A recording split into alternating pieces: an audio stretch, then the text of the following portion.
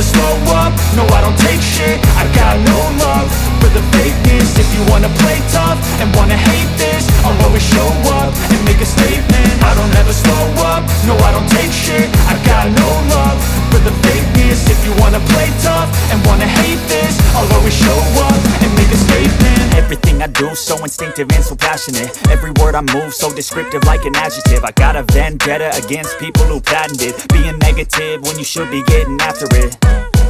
I got facts over tracks, this and that. Spitting slow, spitting fast. I could roast, I could gas. Think I'm okay at last, but I don't know if that can erase all the past. And the pettiness, a reflection of the emptiness. Hilarious, you think you're worth my time, you're delirious. Mysterious, because you hide behind a fake exterior. Inferior, you know I'll always be a bit superior. Hello guys, magandang araw sa inyo. So nandito naman ulit kami sa Very Settings Vermosa dito sa Dasmariñas, Cavite. So for this video naman po, ayan, updated bike check since last year. Ano pala kasi dati, ang Rigid MTB yan, ito si Idol Arjun Limpios, no? Last year kasi, ang huli niyang bike check ko sa kanya, naka-Cole NX, di ba? Oh, Veleno. Veleno NX ba? Ayan, ito na, naka siya, naka Mountain Peak. Mountain Peak Everest Pro 2024. Actually, noong ano pa yan, last year pa yan. Siguro September ba? October? September yun, September. Kaso nga lang, gusto ko sanang i-bike check kagad yung ano niya. Kasi yung frame, yung fork, dun sa amin, sa bike binili sa Imus kaso nga lang, nagtrabaho ka diba? Sa SM? sa Adidas, sa MOA. Sa MOA, kaya wala siyang time. Yan. Ngayon, meron na siyang time kasi wala na siyang trabaho. Paalam mo na eh. Tapos na yung kontrata. Kaya talaga no? Talaga nakakasira talaga pag trabaho, no? Ngayon, wala ka ng trabaho, nakapag-bike ka na. Pagiging bonjing eh.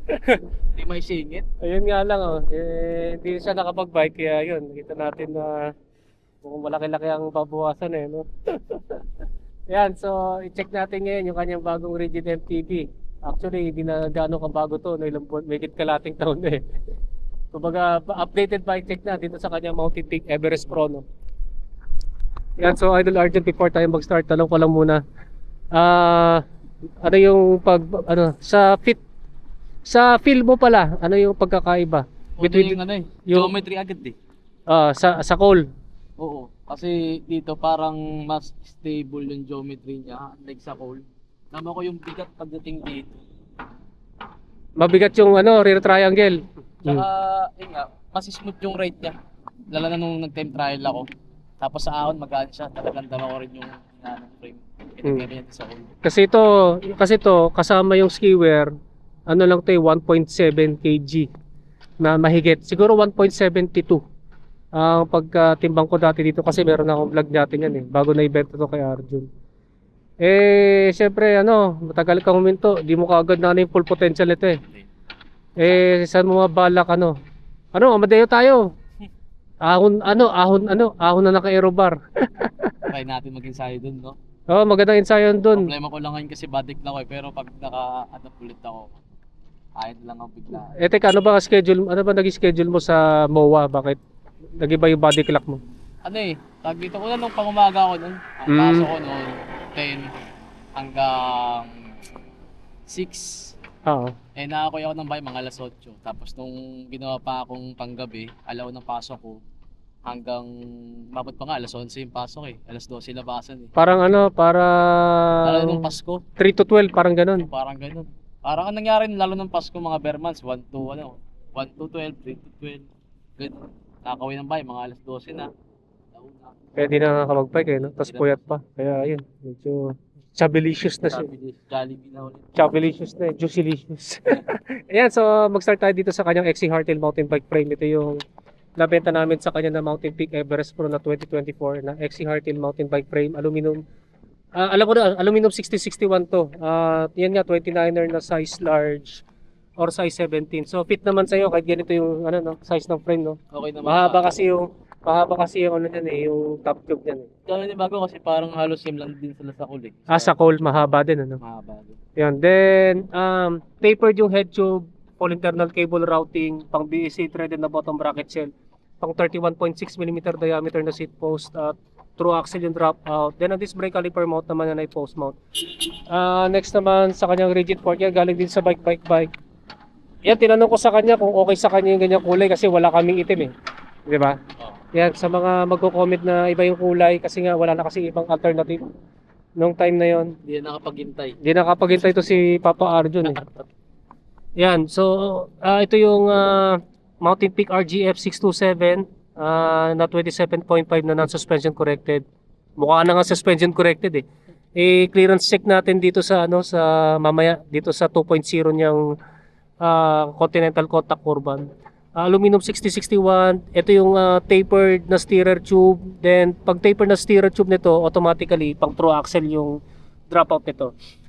Next naman sa cockpit, ano nga ulit yung handlebar mo? Uno yan, uno. Uno Advanced Project, aluminum 6061, 31.8mm ang diameter, straight na may coating back sweep, mukhang in-epoxy mo, no? Oo. Dahil gumagalaw to, no? Gumagalaw siya. Ganyan sa tactical ko dati. Kaya nilagay ko rin na epoxy. Pero grabe naman na pagka-epoxy. Kaya napano kasi kay Ma'am. Pwede naman konti lang. Obvious na obvious eh. Nakilang patong. May patong na eh, no? Gano'n ba ulit kalapat nito? Ayun, parang ang huling po dito, ano ata, 650 ata, 700. Oh, ganyan din ba yung binatch ko dati? Oo, ganito rin eh. Ayun. Nakalimutan. Wala na Lagi- sa bawas. Lagay ko na lang sa screen yung lapat nito. Base ko dun sa luma naming video. Then, ano nga ulit tong ano mo? Para mala aeroplano mo ano? Kay Tatay Oli siya, kay Tatay Oli. Unbranded. Barhead, unbranded siya eh. Oo. Bigay lang sa akin to, ni Tatay. May tatauli, no? Tapos ito, pambansang grips na na silicone. Unbranded yan. Unbranded. Then yung stem niya, ano to? Ako na kung ano ito.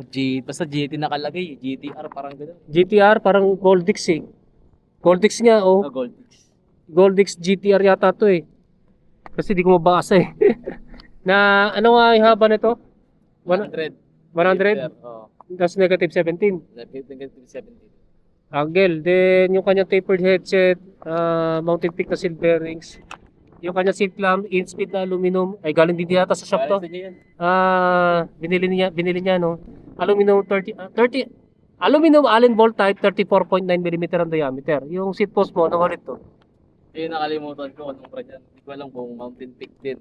Lagi ko na sa screen. Pero nasa call din to na video natin. Ano ulit yung haba nito? 400? 100. Tapos 31.6mm ang taba. Yan, mahangin na naman, no? Kaya nagkakaroon ng problema sa audio. Zero setback na may dual bolt clamping system. Next naman sa kanyang saddle, Cells and Marco na may buta sa gitna, malaputin, flexible, steel railings. Okay pa rin yung review mo, no? Okay pa rin naman. Nanibago lang ako kasi, syempre. Patagal ka na huminto. Tagal ako minto eh. Maraming adjustment talaga, lalo sa groin, pati sa yag balls. Yun nga, yag balls. Then, proceed tayo sa drivetrain, no? Yan, naka 1x, ano to? Pambansang drivetrain 1x, so wala kayong makikita ng front shifter from the derailleur tsaka extra chain rings. Yung kanyang shifter, L2A7, 10 speed, no? 10 speed. 10 speed. Then next naman, itong kanyang MTB crank. Ito yung Jankun, ano naman to? Yung kapatid ng iXF, ito, XC Jankun. Yan, Halotech. Then stock ng iXF yata ito, ano, no? Yung bottom bracket. Hindi, Shimano na. Shimano na. Shimano na yan. MT501 na Halotech threaded bottom bracket. 170mm ang crank arm, 104 BCD. Yan pang 4-post bit na pang pre-buy. Bali, 104 BCD sa dalawang chain rings, then 64 BCD para sa granny ring. Yung kanyang chain ring na 1x narrow wide na rounded, yan pambansang chain ring na Decas 4040 na 104 BCD. Yung kanyang RB clipless pedal Shimano 105 R7000 na carbon, sana all carbon. Next naman yung kanyang chain KMC X10 SL hollow plate, hollow pin. Yung pinakamagaan na SL version, no? Yung cassette sprocket mo na umaagos ng langis, anong brand nito? Anong brand nito? Sunpin. Nakalimutan ko na kung Sunshine eh. Tingnan ko nga yung lock ring. Hindi ko na matandaan yun. Tagal I-back pedal mo. Hindi. Ano yun mo? Kahit back. Yan, back lang. CTTO. Ayun, CTTO na, ano to, 1136 o 1134. Mukhang 1136 eh. 1136 na 10 speed. Ito naman kanyang RD Shimano Diore M40 100 na 10 speed, no. So ito kanyang drivetrain setup na kanyang Mountain Peak Everest Pro 2024. Sa wheelset naman yan. Nagiging ano na to pambansang slick tire. Marami nang bumibili nito dahil sa kaka-vlog ko. Continental Contact Urban na ito naman ay 29 by 2.0 yan. 29 by 2.0. Yan clearance check natin doon sa 27.5 na RGF. Yan. Malaki-laki pa, siguro mga lagpas 10 mm ang clearance nito.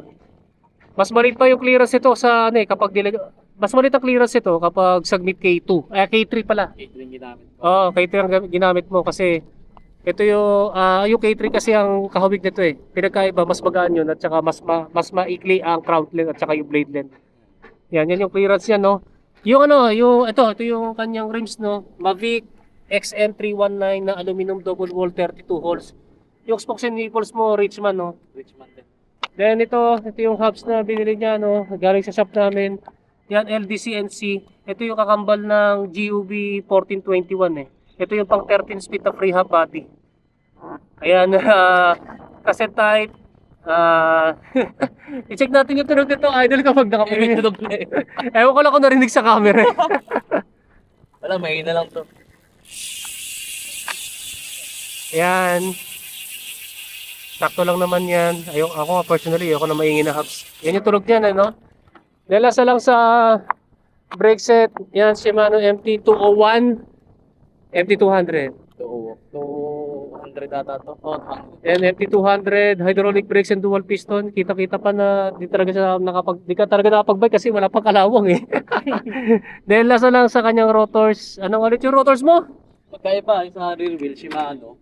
Ito, aerobic ata yan. Aerobic yan. Aerobic AD360 na floating na 160 mm diameter. Yung sa likuran, Shimano yan. Shimano RT56 naman to.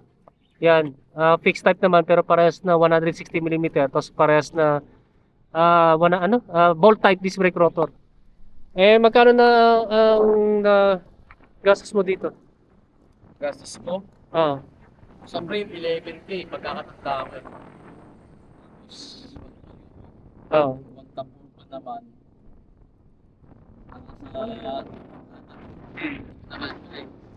Picture sa mga 20, ganun. Then ang buhat natin, no. Tagalin mo yung tubig. Wala na pala, no. Ayun. Buhatin ko, no. Tansya ko mga 11 to. 11? Mga 11 kilograms pa rin yan. Yung typical na weight.